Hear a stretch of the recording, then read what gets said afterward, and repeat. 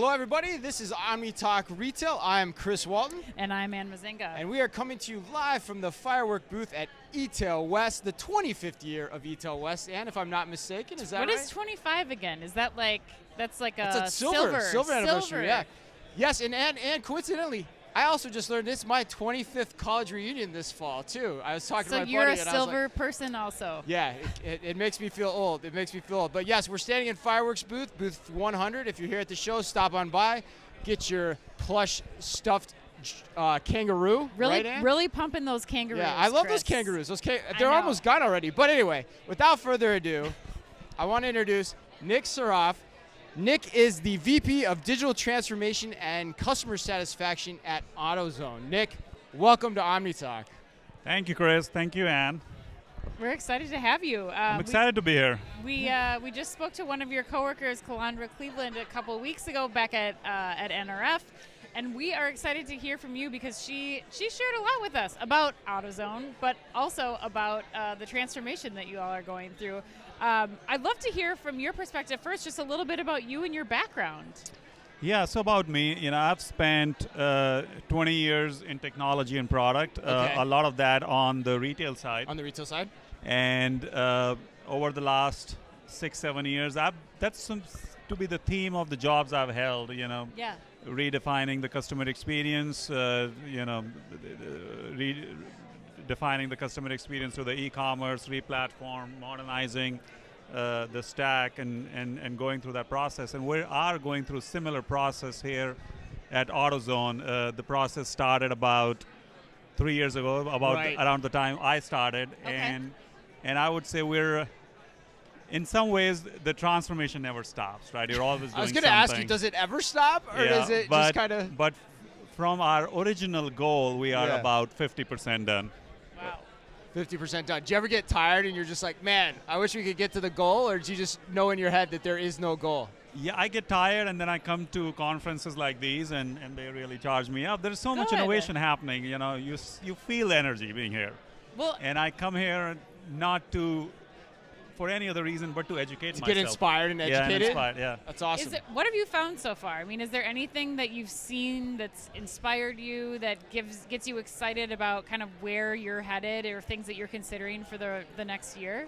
There's so many companies trying to solve small problems here and there. Yeah. When you think about the complete we hear that a lot. Customer journey, right? All the touch points customer has with a given brand, and big companies sometimes overlook it, and the smaller ones step up and say, we can solve this problem, and that can help whatever percentage of the transactions, customers who come to our website or go to our stores, and that is just fascinating to watch how these guys operate, and that is certainly inspiring. Yeah, and it's always a good reminder too that retail is such a massive undertaking in general. Like getting products from one place to another on the shelves and into the customer's hands. There's so many steps in that process too. It's always a good reminder for us.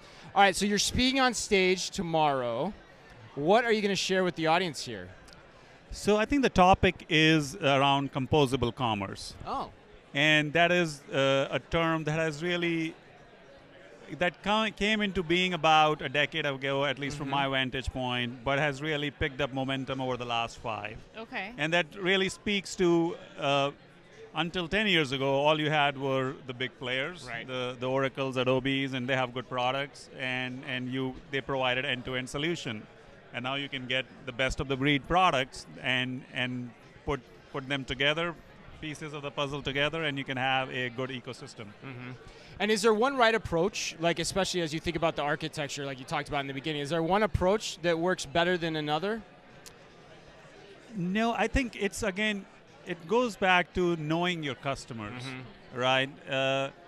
What are they looking for? What is it they need that helps them convert? And then even take a step back, like look at the nuances of the business itself. You have the B2B business or the B2C business, and they have different needs and different expectations and different outcomes and different conversion rates, all of that. And we have both business, which are equally important to us, B2B and B2C. So we are trying to find solutions that can serve our both lines of business. Yeah. And that is sort of the key for us. Well, and the other part too is resources are not unlimited, right? Resources are finite, and you can only Resources spend and money on money. so much, right? So, Right. how do you think about that from a product roadmap development standpoint? Like, what are you looking at for the coming year, and what are you focused on or investing in at AutoZone? Yeah, I think you touched on a good point. What this whole composable approach allows you to do is go piecemeal, right? In a typical e-commerce world, you have a commerce platform, you have an OMS, search engine, CMS, a DAM. You can throw in payments there, but Right. Yeah. but the composable approach allows you to we went through a journey where we replaced our search engine. We are just about complete with our CMS. The next step will be a commerce platform and OMS, shortly following that. And so that's been our approach. When I said 50%, that was like, okay, 2 things are done, the Yes. 2 remaining, and then You're gonna have a lot of people wanting to talk to you now. Oh my God! Yes. At this show, wow, that's Yes. great. Well, what comes into play then as you're thinking about those investments for a better e-commerce experience, as you're trying to mold those together with what the store experiences are going to be? I mean, how do you kind of think about that approach of bringing all of these individual pieces together? Yeah, I think this is an excellent question, especially in context of AutoZone. So we have Yeah. about 7,000 stores Right. in US, Mexico, and Brazil. And so our biggest strength or biggest asset is our stores. Right. And so when we think of digital experiences, we are always thinking through how do we leverage these the physical locations we have, Yeah. and couple that with our customer journeys. Most of them are sort of the urgent ones, right? You need a battery part, and you need yep. it Right. now, and Yep. your wiper doesn't work and you need it now. And that's where proximity of a customer to the store where they can get the part, but they can look it up online is an important element of that. Yeah. So how do you think about that omnichannel question then within the confines of AutoZone then, in terms of, is it your job then to augment that store experience? Is it your job to provide the direct-to-consumer outlet for your customers? Is it a little bit of both? Like, how do you think about that as you balance things? It's having a seamless experience as customers interact with us on the site, knowing that, hey, there's a store there, and that experience is embedded in their digital experience, or vice versa. Right. They go in a store, but not every store is a big store, right? With the ones we call hubs or mega hubs. So they may not find the part they're looking for, but then knowing that there is a digital presence and somebody can place an order online and it will be delivered either in the store, they'll have to come back, or it will be delivered directly to their homes. And Nick, where does your job begin and end? Do you touch the employee tools as well in the store as part of your transformation role? Speak about that too, I'm curious. Yeah, so I'm responsible for our what we call the sales technology, which Okay. is online and in store, Okay. and B2B and B2C. Okay. So you Okay. got quite a large. Yeah, you got a large job then, my friend. Oh my God. I've got a good team, and Yeah. that makes it look easy. What are you looking at on that realm from the employee side? You listed out all the different technologies from the customer-facing side. How about on the employee side? So we have, we have a homegrown point of sale. Okay. Not a lot of retailers can claim that. Yeah. And we built a brand new one, which was again part of the same initiative I was Right. alluding to. Wow. And we went live with it about a year and a half ago for our B2C side, Okay. and about 6 months ago for our B2B side. Okay. And so that is the way we're thinking about our AutoZoners serving our customers in the store and making sure they have all the tools they need to be successful. And you're still standing here. Yes. After a point of sale implementation. Good for you, man. Wow.